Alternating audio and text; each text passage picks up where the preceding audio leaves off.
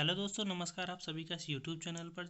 दोस्तों, जैसा कि आप सब लोग को पता है कि मैं यहाँ पर पर्यावरण अध्ययन रीट लेवल 1 से संबंधित वीडियो डालता हूँ। दोस्तों, पिछली वीडियो में मैंने गणित की शिक्षण विधियाँ डाली थी। दोस्तों, उस पूरी शिक्षण विधियाँ एक ही वीडियो में कंप्लीट है। उसकी PDF भी मैंने वहाँ पर प्रोवाइड करवा दी। अगर आपने नहीं देखी है तो आप वहाँ जाके वीडियो देख सकते हो, PDF डाउनलोड करके अपनी तैयारी को बेहतर बना सकते हो। तो दोस्तों, आज मैं शुरू कर रहा हूँ पर्यावरण अध्ययन की इकाई नंबर 6, यूनिट नंबर 6 शुरू कर रहा हूँ दोस्तों, जिसमें कि 5 टॉपिक है। पहला है प्रयोगात्मक कार्य, दूसरा चर्चा, तीसरा समग्र एवं सतत मूल्यांकन, चौथा पर्यावरण अध्ययन में शिक्षण सहायक सामग्री और पांचवा पर्यावरण शिक्षण संबंधी समस्याएं। ये 5 टॉपिक हैं दोस्तों, जिसमें कि पहला जो प्रयोगात्मक कार्य है, जिसमें प्रयोगशाला खोज एवं प्रोजेक्ट विधियाँ हैं, जिनको कि आज मैं इस वीडियो में कवर कर रहा हूँ दोस्तों। पहला है अपना प्रयोगशाला विधि, दूसरा है अनुसंधान विधि, तीसरा है प्रोजेक्ट विधि। दोस्तों, इन तीनों विधियों को मैं यहाँ से कवर करूँगा आज की वीडियो में। अनुसंधान खोज को अपन दूसरा नाम अनुसंधान विधि भी कहते हैं, और फिर प्रोजेक्ट विधि। दोस्तों, इन तीनों विधियों को आज मैं कवर कर रहा हूँ, तो वीडियो को अंत तक जरूर देखिए दोस्तों। सबसे पहले दोस्तों शुरू करते हैं प्रयोगशाला विधि। सबसे पहले आती है दोस्तों प्रयोगशाला विधि। देखिए, प्रयोगशाला विधि का अर्थ क्या है।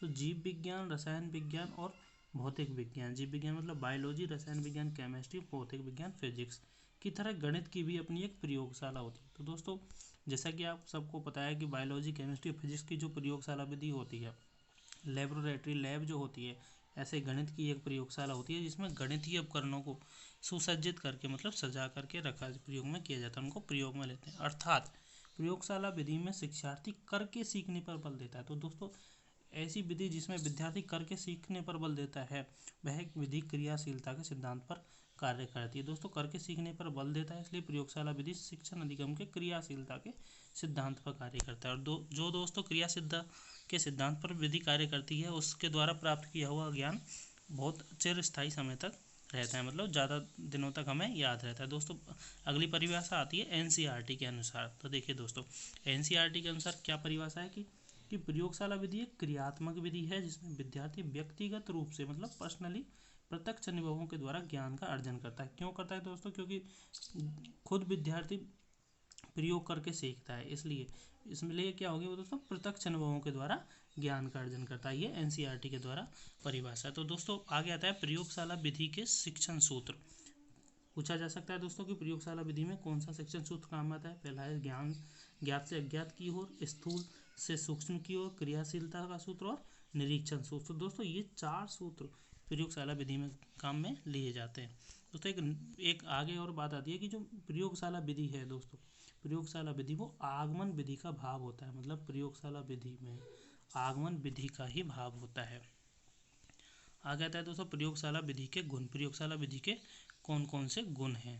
तो देखिए दोस्तों कि यह एक मनोवैज्ञानिक एवं वैज्ञानिक विधि है। मनोवैज्ञानिक विधि क्यों है दोस्तों? इसमें विद्यार्थी खुद करके सीखता है। प्रयोगशाला विधि से प्राप्त ज्ञान स्थायी होता है। स्थायी क्यों होगा दोस्तों? खुद प्रयोगों से सीखेगा, और प्रयोगशाला विधि से बालक रचनात्मक कार्य करना सीख जाता है। प्रयोगशाला विधि करके सीखने के सिद्धांत पर मतलब क्रियाशीलता के सिद्धांत पर। प्रयोगशाला विधि में बालक में समस्या समाधान करने की योग्यता का विकास होता है। दोस्तों, बालक में समस्याओं को समाधान करने की योग्यता का विकास होता है। प्रयोगशाला विधि का प्रयोग उच्च स्तर पर किया जाता है। दोस्तों, छोटे बच्चे प्रयोग नहीं कर सकते। प्रयोगशाला विधि में बालकों को व्यवस्थित करके तरीके से कार्य करने की आदत हो जाती है कि प्रयोगशाला विधि के माध्यम से बालक अनुशासन में रहकर व्यवस्थित तरीके से कार्य करने की आदतों का विकास हो जाता है। तो दोस्तों, ये थे कुछ प्रयोगशाला विधि के गुण। आगे आते हैं दोस्तों प्रयोगशाला विधि के दोष। तो दोस्तों, जो विधि मनोवैज्ञानिक होगी वो बहुत खर्चीली होती है। तो प्रयोगशाला विधि क्या है? खर्चीली है। प्रयोगशाला विधि में प्रशिक्षित अध्यापकों का अभाव होता है। अध्यापकों का क्या होता है? अभाव। और दोस्तों, इसमें अधिक समय लगता है, क्योंकि प्रयोग करने में समय अधिक लगता है, और जिसमें अधिक समय लगेगा उसमें पाठ्यक्रम समय पर पूरा नहीं हो पाएगा। और यह प्रयोगशाला विधि निम्न स्तर के लिए उपयोगी नहीं है, मतलब छोटे बच्चों के लिए उपयोग में नहीं ली जा सकती। दोस्तों, प्रयोगशाला विधि में सावधानी नहीं बरतने पर प्रिकॉशन नहीं बरतने पर दुर्घटना होने की संभावना रहती है। तो दोस्तों, ये थे प्रयोगशाला विधि के दोष। आगे आता है दोस्तों अनुसंधान या फिर खोज विधि। अनुसंधान विधि का दूसरा नाम क्या है दोस्तों? खोज विधि। अनुसंधान विधि को खोज या अन्वेषण विधि भी कहते हैं। देखिए दोस्तों, अनुसंधान विधि, जिसे खोज विधि के नाम से भी जाना जाता है, इस विधि का प्रतिपादन, इसके जनक कौन है? Henry Armstrong. दोस्तों इसके जनक कौन है? हेनरी आर्मस्ट्रॉन्ग इसके जनक हैं दोस्तों। तो हेनरी आर्मस्ट्रॉन्ग ने क्या परिभाषा दी? देखिए, यह शिक्षण की वह विधि है, यह शिक्षण की वह विधि है जिसमें हम बालक को एक अच्छे अनुसंधानकर्ता मतलब रिसर्चर के रूप में या फिर खोजी के रूप में देख सकते हैं। आर्मस्ट्रॉन्ग ने क्या कहा कि हम बालक को, यह एक शिक्षण की ऐसी विधि है जिसमें हम बालक को अच्छे अनुसंधानकर्ता या रिसर्चर के रूप में देख सकते हैं। अनुसंधान विधि का अन्य नाम खोज विधि या फिर अन्वेषण विधि भी है। अनुसंधान विधि का अन्य नाम खोज विधि या फिर अन्वेषण विधि भी है। देखिए दोस्तों, आगे आता है हर्बर्ट स्पेंसर के अनुसार। तो हर्बर्ट स्पेंसर साहब ने क्या परिभाषा दी है? वो बालक को कम से कम बताया जाए और जितना अधिक संभव हो उसको खोज करने के लिए प्रोत्साहित किया जाए या फिर प्रेरित किया जाए, कि बालक को कम से कम तो बताया जाए और प्रयोग के द्वारा वो सीखे बालक, इसलिए उसको प्रोत्साहित किया जाए। आगे आता है दोस्तों अनुसंधान विधि के गुण एवं या फिर विशेषताएं। तो अनुसंधान विधि एक मनोवैज्ञानिक एवं वैज्ञानिक विधि है। अनुसंधान विधि छात्र केंद्रित विधि है। अनुसंधान विधि एक छात्र केंद्रित है क्योंकि छात्र के द्वारा ही अनुसंधान किया जाता है। अनुसंधान विधि में विद्यार्थी अन्वेषक क्या होता है दोस्तों? प्रयोग करने वाला या फिर रिसर्चर, अन्वेषक के रूप में कार्य करता है। अनुसंधान विधि में शिक्षक व शिक्षार्थी दोनों सक्रिय रहते हैं, किंतु शिक्षक की जो भूमिका है वो वैसे तो गौण रहती है एवं शिक्षार्थी की भूमिका मुख्य होती है, क्योंकि प्रयोग या फिर अनुसंधान शिक्षार्थी ही करता है। दोस्तों अनुसंधान विधि का सर्वप्रथम प्रयोग विज्ञान क्षेत्र में किया गया। अनुसंधान विधि का सर्वप्रथम प्रयोग कहाँ किया गया? विज्ञान क्षेत्र में, लेकिन बाद में इसे गणित शिक्षण में भी शामिल किया गया। अनुसंधान विधि में विषय वस्तु के बारे में सीधा नहीं बताकर बार बार प्रश्नों के माध्यम से बताया जाता है। दोस्तों सबसे पहले क्या किया जाता है? बार बार प्रश्न किए जाते हैं, प्रश्नों के माध्यम से बताया जाता है। आगे आता है दोस्तों कि अनुसंधान विधि में शिक्षार्थियों को तर्क, चिंतन शक्ति, कल्पना शक्ति, निरीक्षण शक्ति, जिज्ञासाओं आदि का विकास होता है। दोस्तों अनुसंधान विधि के माध्यम से बालकों में तर्क शक्ति, चिंतन शक्ति, कल्पना शक्ति, निरीक्षण शक्ति एवं जिज्ञासाओं का विकास हो जाता है। वर्तमान में अनुसंधान विधि का जो प्रयोग है दोस्तों पीएचडी या फिर रिसर्च कार्य में किया जाता है। दोस्तों ये थे अनुसंधान विधि के गुण। आगे आता है दोस्तों अनुसंधान विधि के दोष, कि अनुसंधान विधि के क्या क्या दोष हैं। देखिए दोस्तों अनुसंधान विधि के दोस्तों को देख लेते हैं कि अनुसंधान विधि एक अत्यंत लंबी विधि है। यह क्या है? एक अत्यंत लंबी विधि है। अनुसंधान विधि में पाठ्यक्रम समय पर पूरा नहीं हो पाता। जो विधि लंबी होगी वो उस पर सिलेबस का या पाठ्यक्रम समय पर पूरा नहीं हो पाएगा, समय पर पूरा नहीं हो पाता है। दोस्तों कभी कभी बच्चों में निराशा या छात्र में कभी कभी निराशा भावना आ जाती है। अनुसंधान विधि एक खर्चीली विधि है क्योंकि अनुसंधान करने में पैसा तो लगता है। अनुसंधान विधि छोटे स्तर के कक्षाओं में उपयोगी नहीं है और छोटे बच्चे क्या अनुसंधान करेंगे। आगे देखिए दोस्तों कि अनुसंधान विधि में अनेक प्रकार के उपकरणों की आवश्यकता होती है। अनुसंधान विधि में परिणाम पूर्णतः सत्य नहीं होते और अनुसंधान विधि में अच्छी पाठ्य पुस्तकों का अभाव होता है। दोस्तों अनुसंधान विधि में अच्छी पाठ्य पुस्तकों का अभाव होता है। ये थे दोस्तों अनुसंधान विधि के दोष।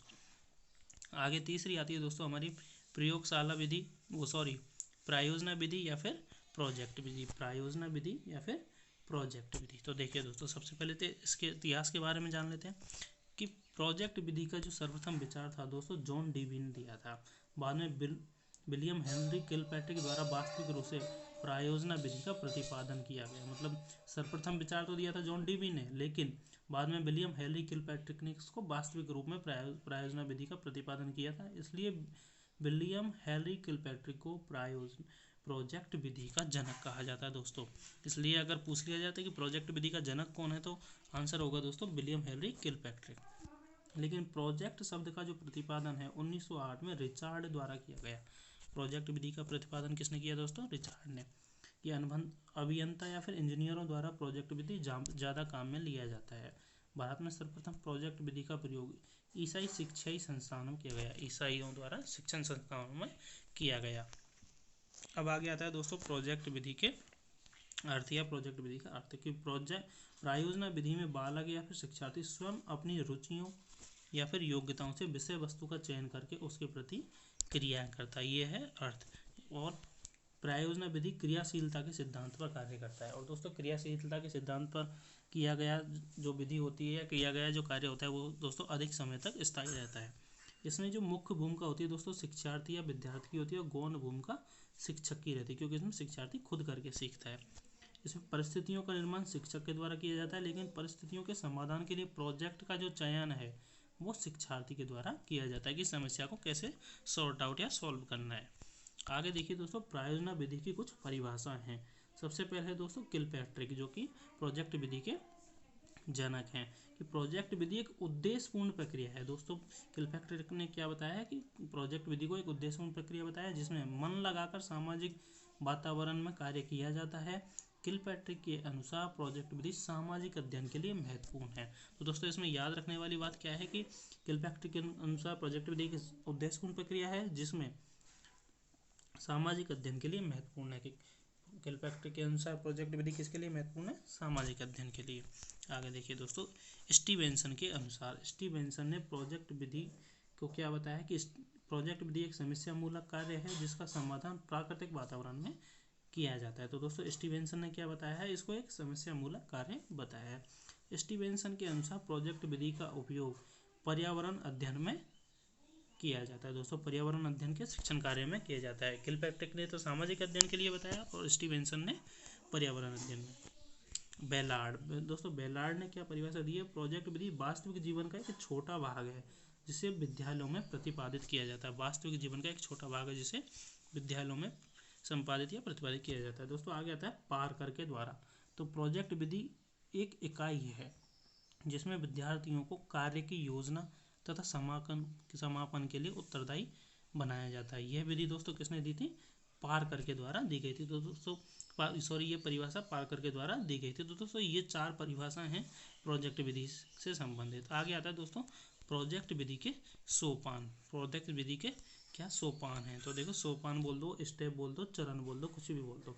तो 1918 में दोस्तों किलपैट्रिक ने अपनी पुस्तक फाउंडेशन ऑफ टीचिंग मेथड में 6 सोपान बताएं। तो दोस्तों इसमें से देखो क्या क्या क्वेश्चन बन सकते हैं कि प्रोजेक्ट विधि के कितने सोपान हैं? 6। दूसरी बात, किलपैट्रिक की पुस्तक का नाम क्या है? बुक का नाम क्या है? Foundation of teaching method. तो देखो इसके कौन कौन से सोपान है दोस्तों? परिस्थितियों का निर्माण करना, योजना को चयन करना, रूपरेखा तैयार करना, क्रियान्वयन करना, मूल्यांकन करना और लेखा जोखा करना। ये दोस्तों 2015 में क्वेश्चन पूछा भी गया था कि प्रोजेक्ट विधि के सोपान या चरण स्टेप कितने हैं? 6 हैं दोस्तों। तो ये चरण हैं दोस्तों। आगे आता है प्रोजेक्ट विधि के गुण की प्रोजेक्ट विधि के क्या क्या गुण हैं। देखिए प्रोजेक्ट विधि छात्र केंद्रित विधि है। प्रोजेक्ट विधि वास्तविक जीवन में किया जाने वाला कार्य है। प्रोजेक्ट विधि क्रियाशीलता के सिद्धांत पर कार्य करता है। दोस्तों क्रियाशीलता के सिद्धांत पर किए जाने वाले कार्य विधि में ज्ञान अधिक समय तक स्थायी रहता है। प्रोजेक्ट विधि में शिक्षक की भूमिका गौण तथा शिक्षार्थी की भूमिका मुख्य होती है। प्रोजेक्ट विधि एक मनोवैज्ञानिक विधि है और पूर्व ज्ञान पर आधारित है। प्रोजेक्ट विधि में सीखा गया ज्ञान अधिक समय तक स्थायी रहता है। दोस्तों ये थे प्रोजेक्ट विधि के कुछ गुण। आगे आता है दोस्तों प्रोजेक्ट विधि के दोष कि प्रोजेक्ट विधि के क्या क्या। दोस्तों यह एक लंबी विधि है, पाठ्यक्रम समय पर पूरा नहीं हो पाता है, और प्रोजेक्ट विधि खर्चीली विधि है, छोटी कक्षाओं के लिए उपयोगी नहीं है। इसमें दोस्तों अनुभवी शिक्षकों का अभाव होता है। औपचारिक कक्षाओं में प्रोजेक्ट विधि का प्रयोग कठिन होता है और प्रोजेक्ट विधि में अर्जित ज्ञान का दोहराव नहीं होता है। प्रोजेक्ट विधि शिक्षण उद्देश्यों के ज्ञानात्मक एवं क्रियात्मक पक्ष पर बल देती है। किस पर? प्रोजेक्ट विधि शिक्षण उद्देश्य के ज्ञानात्मक एवं क्रियात्मक पक्षों पर। इस विधि में कार्य पूरा नहीं होने पर बालक हताश हो जाता है, और इस विधि में अगर कार्य पूरा नहीं होता तो बालक क्या हो जाता है? हताश। दोस्तों ये ज्ञानात्मक, क्रियात्मक, भावात्मक जो कि ब्लूम ने दिए थे दोस्तों, इसको 3H के नाम से जाना जाता है। ब्लूम ने दिया था दोस्तों ज्ञानात्मक पक्ष, भावात्मक पक्ष दिया था दोस्तों करथवाल ने, और क्रियात्मक पक्ष दिया था सिम्पसन ने, जिसको सम्मिलित रूप से 3H के नाम से जाना जाता है। अब आता है दोस्तों प्रायोजना विधि या फिर प्रोजेक्ट विधि के प्रकार की इसके कितने प्रकार होते हैं। देखिए दोस्तों कक्षा कक्ष के अनुसार 2 प्रकार होते हैं, व्यक्तिगत प्रायोजना या फिर सामूहिक प्रायोजना। कि मतलब या तो बच्चे अलग अलग प्रयोग करते हैं या फिर समूह में। थॉमस ए रिस्क के अनुसार देखिए दोस्तों कि कितने प्रकार हैं? 3 प्रकार हैं, उत्पाद परियोजना, समस्यात्मक परियोजना या फिर अधिगम संबंधी परियोजना। दोस्तों थॉमस ए रिस्क ने एक बुक भी लिखी थी जिसका नाम है principle and practice of teaching secondary school. Principle and practice of teaching secondary school, ये थॉमस ए रिस्क ने बुक लिखी थी। आ गया था दोस्तों किलपैट्रिक के अनुसार। किलपैट्रिक ने दोस्तों 1918 में, जो कि इसके जनक हैं, इन्होंने एक बुक लिखी थी फाउंडेशन ऑफ टीचिंग मेथड। इसमें दोस्तों इनके 4 भाग बताए हैं, 4 प्रकार बताए हैं: रचनात्मक प्रोजेक्ट, समस्यात्मक प्रोजेक्ट, अभ्यासात्मक प्रोजेक्ट और रसास्वादन प्रोजेक्ट। तो दोस्तों ये थी आज की वीडियो, जिसमें दोस्तों पार्ट 1 था ये यूनिट नंबर 6 के लिए दोस्तों, जिसमें कि आज पहला टॉपिक हमने कवर कर लिया है। अगली वीडियो में दोस्तों आपको इसके बाकी का जो भाग है दोस्तों, आज हमने कवर किया है प्रयोगात्मक कार्य, जिसमें प्रयोगशाला खोज एवं प्रोजेक्ट विधि को हमने कंप्लीट कर लिया है दोस्तों। आगे की वीडियो में दोस्तों चर्चा विधि के बारे में बात की जाएगी। तो दोस्तों अगर वीडियो पसंद आई है तो वीडियो को एक लाइक कर दीजिए, और अगर आप हमारे चैनल पर नए आए हैं तो प्लीज़ चैनल को सब्सक्राइब करके पास में दिए हुए बेल आइकन को जरूर प्रेस कीजिए, जिससे आपको आने वाली हर वीडियो की नोटिफिकेशन मिल सके सबसे पहले। Thank you. और दोस्तों अगर आपको इस वीडियो की पीडीएफ चाहिए तो पीडीएफ आपको डिस्क्रिप्शन में मिल जाएगी। डिस्क्रिप्शन में पीडीएफ का लिंक दिया हुआ है, आप वहाँ से पीडीएफ को भी डाउनलोड कर सकते हो। धन्यवाद।